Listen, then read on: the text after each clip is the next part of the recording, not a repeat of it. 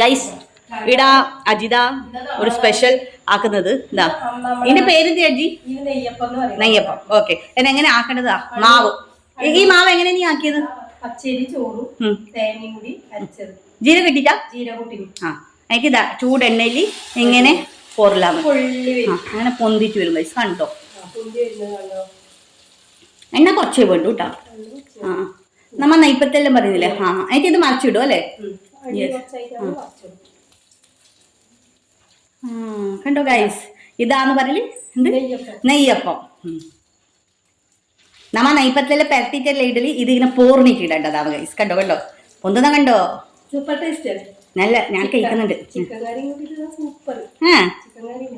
അജിതക്ക് ഇത് എത്ര experience cooking? ഇങ്ങനെ കുക്കിംഗ് ചെയ്യുന്ന കുറേ വർഷം. ആ, അടിപൊളി.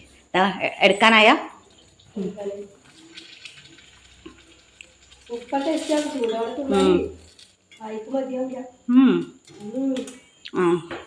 ഓക്കെ ഗൈസ്, ഇതാണ് അപ്പം. ഞാൻ അതിന്റെ ടേസ്റ്റ് നോക്കിയിട്ട് വരാം. നല്ല ചൂട്, നല്ല ടേസ്റ്റാവും ഗൈസ്. നല്ല പാണ്ട് ഇങ്ങനെ കുറേ അപ്പോൾ ആക്കിയിട്ട് വെച്ചിട്ടുണ്ട്. അതിലോട്ട് നമ്മൾ ഇന്ന് എല്ലാവരും ഇവിടെ അജിൻ്റെ വീട്ടിൽ സ്റ്റേ ആവാം. എന്തുകൊണ്ട് പറഞ്ഞാൽ അജിൻ്റെ വീട്ടിൻ്റെ അടുത്തൊരു തെയ്യമുണ്ട്. തെയ്യത്തിന് നമ്മൾ വന്നതാണ്. അങ്ങനെ ഇന്നിടെ നമ്മൾ അടിച്ചു പൊളിക്കും ഗൈസ്. അജി അതുകൊണ്ടാണ് ഈ വേഷം, മാക്സി വേഷം. ഇതാ അജി എനിക്ക് ഇതെന്ത് കറീനെ?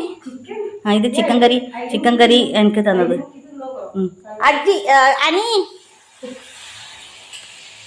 ബാലേട്ടൻ ഇങ്ങനെ അന്തം പിടിച്ച് നോക്കുന്നുണ്ട് നമ്മളെ. ബാലേട്ട ഒരു ഹായ് ആക്കിയേ. ഒന്നും പറയാനുണ്ടോ? യെസ്, ബാലേട്ടൻ പിന്നെ എന്ത് പറയില്ല, ഒരു നല്ല ഒരു അത് അജിന്റെ മോളാണ്. ഓളിങ്ങനെ മയങ്ങിക്കൊണ്ടിരിക്കുന്നുണ്ട്. ശ്വേത അല്ലേ?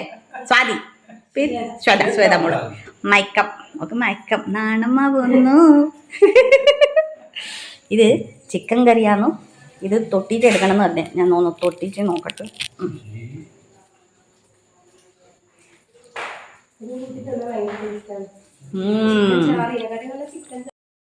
സൂപ്പർ ടേസ്റ്റ്, സൂപ്പർ, അടിപൊളി.